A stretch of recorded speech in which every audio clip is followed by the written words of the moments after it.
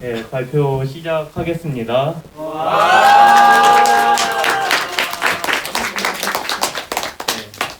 제가 이번에 맡은 주제는 XSS입니다.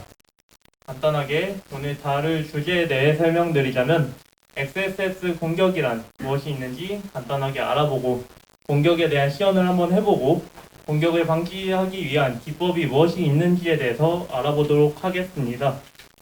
우선 XSS는 가장 널리 알려진 웹 보안 취약점 중 하나입니다. 악의적인 사용자가 공격하려는 사이트에 스크립트를 삽입하고 이 삽입한 스크립트가 사용자에 의해 실행될 수 있는 그런 보안 취약점입니다. XSS를 통해서 CNC라는 그 좀비 PC에 명령을 내리거나 악성 코드를 제어하는 서버로 리다이렉트 하거나 사용자의 쿠키를 탈취해서 세션 하이제킹 공격을 할 수 있다는 그런 취약점을 가지고 있습니다. 대표적인 공격 방식은 이렇게 스톨드 XSS, 리플렉티드 XSS, 돔 베이스드 XSS 세 가지가 있는데요. 저는 이 중에서 두 가지만 다루어 보도록 하겠습니다. 우선 스톨드 XSS입니다. 스톨드 XSS는 공격자가 제공한 데이터가 데이터베이스에 저장된 후에 지속적으로 서비스를 사용하는 그 클라이언트에게 그 스크립트가 노출됨으로써 공격이 되는 기법입니다. 이렇게 말하면 좀 와닿지가 않아서 플로우로 설명을 드릴게요. 우선 해커가 이런 게시물 등록하는 곳에서 이 악의적인 스크립트를 주입을 할 수가 있습니다. 이런 스크립트를 작성해서 그 등록을 하면 포스트 요청이 가겠죠, 서버에. 그럼 서버에 이게 스트링 형태로 저장이 되게 돼요. 저장이 된 후에는 이제 사용자가 이 스크립트를 담은 글을 조회를 할 수가 있겠죠. 이 글을 조회했을 때 실제로 HTML 문서 안에 이 스크립트가 주입되어서 이런 식으로 공격하는 스크립트가 실행되는 구조로 이루어져 있습니다. 다음으로는 Reflected XSS에 대해서 설명드리겠습니다. Reflected XSS는 웹 어플리케이션에 지정된 파라미터를 사용할 때 발생하는 취약점을 이용한 공격 방식입니다. 이 공격 방식은 검색어 같은 그 쿼리 스트링을 URL에 담아서 전송을 했을 때 이 서버가 필터링을 거치지 않고 그 문자를 다시 그 반환하는 페이지에 바로 담아서 반환함으로써 사용자가 이제 응답으로 받은 페이지를 보았을 때 스크립트가 호출됨으로써 이런 보안 취약점이 발생합니다. 공격용 스크립트가 대상 웹사이트에 있지 않고 다른 매체, 웹사이트에서 링크를 걸거나 아니면 이메일을 통한 링크를 전송함으로써 공격을 할 수가 있습니다. 스토어드 XS와는 다르게 데이터베이스에 영구적으로 저장되지 않고 바로 요청을 보냄과 동시에 이 공격이 이루어진다는 점에서 스토어드 XS와의 차이점을 가지고 있습니다. 이 Reflected XSS도 간단한 예시를 통해 보겠습니다. 이렇게 굉장히 클릭하고 싶은 링크가 하나 있죠. 예, 이 링크를 실제로 이 링크는 주소 그대로 연결이 되지 않고 제가 임의로 지정한 주소로 이동하도록 만들어 놨습니다. 근데 이 쿼리 스트링에 스크립트를 주입시켜 놨죠. 이 스크립트를 실제로 주입시켜 놨을 때 이 버튼을 클릭하면 이제 클릭한 사람의 그 브라우저에서는 스크립트가 주입된 채로 또 실행이 되게 됩니다. 그럼 아까 스톨드 XSS와 마찬가지로 이렇게 공격이 성공하게 되는 것이죠. 그래서 간단하게 스톨드 XSS 공격 시연을 해보겠습니다.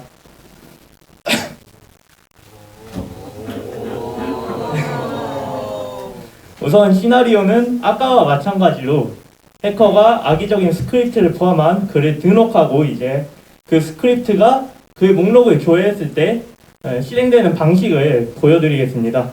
우선 이 스크립트를 여기 보시는 것처럼 스크립트로 이루어진 그 스크립트 태그로 이루어진 스크립트를 주입해 보겠습니다.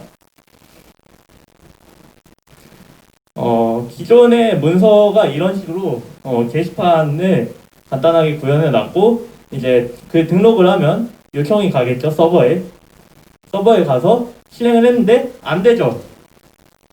왜 안 될까요? 그 이유는 HTML5에서 이미 이 스크립트를 그 이너 HTML에 삽입을 했을 때 아예 실행이 안 되도록 방지를 해놨기 때문에 이런 공격 방식은 먹히지 않습니다. 그렇다면 어떻게 공격을 할 수 있을까요? 또 다른 방식이 하나 더 있습니다. 이 두 번째 방식을 이용하면 정말로 공격을 할 수가 있는데 이미지 주소가 없을 경우에 특정 스크립트를 실행하도록 onError라는 속성을 설정해 놓으면 이제 실제로 XSS가 이루어지는 걸 확인할 수가 있는데요. 한번 보시죠. 이제 글 등록을 하면 글 등록이 되죠.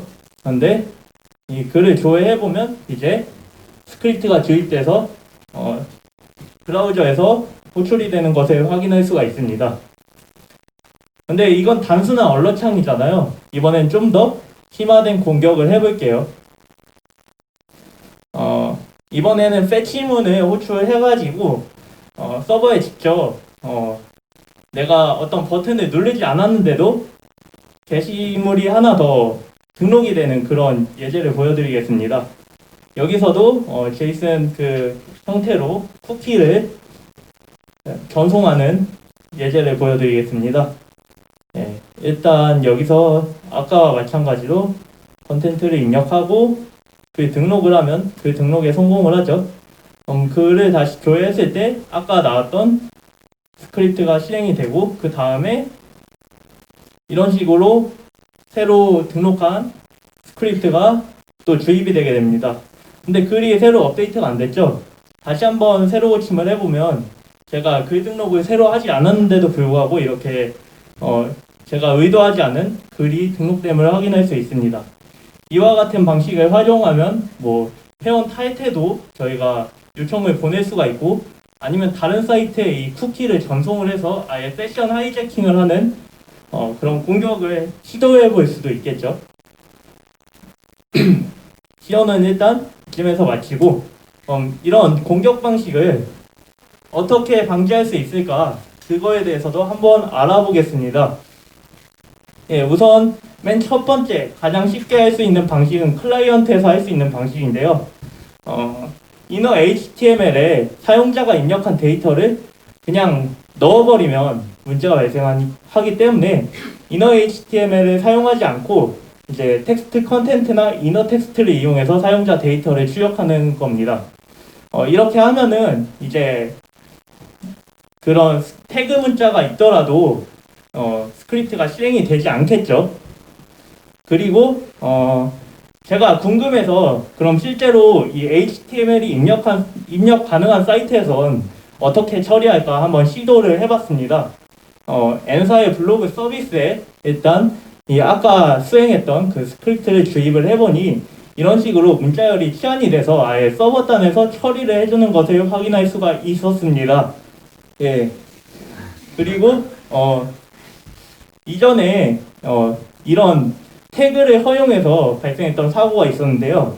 2011년경에 N사의 그 웹툰 서비스에서 HTML 태그를 이제 댓글창에 허용을 해줘서 공격을 받을 수 있게 해놨던 사례가 있습니다. 그래서 여기 보시면 이미지를 입력할 수 없는 칸인데 태그를 이용해서 삽입된 것을 확인할 수가 있죠.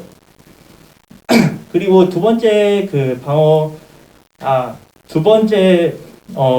방식에 말씀드리기에 앞서서 이제 Vue.js 같은 프레임워크를 사용할 때는 이런 문제가 발생하지 않을까 그런 궁금증도 생겨서 한번 찾아보았습니다. 근데 vHTML이라는 디렉티브를 사용하면 이제 사용자 입력을 이너 텍스트와 동일한 방식으로 처리를 하기 때문에 이렇게 이 공식 문서에서 보시다시피 사용자가 제공한 콘텐츠는 이제 절대 여기다 넣지 말라라고 되어 있습니다. 그러니까 이런 간단한 그 취약점 방어만으로도 우리가 사용자의 입력으로부터 공격을 방어할 수가 있게 됩니다.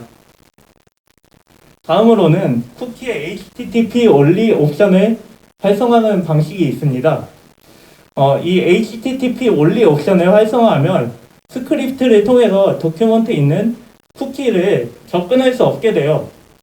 그래서 아까 보시다시피 그 언러 창을 띄울 때 도큐먼트.점 쿠키라는 그 값을 메서드 통해서 이제 값을 가져왔잖아요. 그럼 공격이 불가능해져요. 이 방식을 사용하면.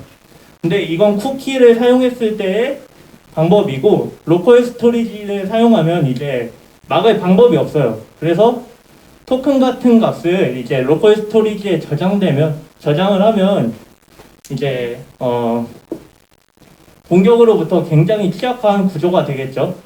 그래서 그것과 관련된 글이 자바블에 유한이 작성해준 좋은 글이 있어서 링크를 한번 남겨놨으니 관심 있으신 분들은 참고해 주시길 바라고요. 이제 마지막으로 세 번째 방식을 말씀드리겠습니다. XSS 특수문자를 치환하는 방법인데요. 원래 이 태그에 사용되는 문자들 있잖아요. 이걸 다 이 다른 문자로 바꿔서 이제 HTML에서도 그 문자열을 그대로 출력할 수 있도록 바꿔버리면 됩니다. 근데 이걸 바꾸려면 실제로 저희가 구현을 해야 되느냐? 그건 아니고요.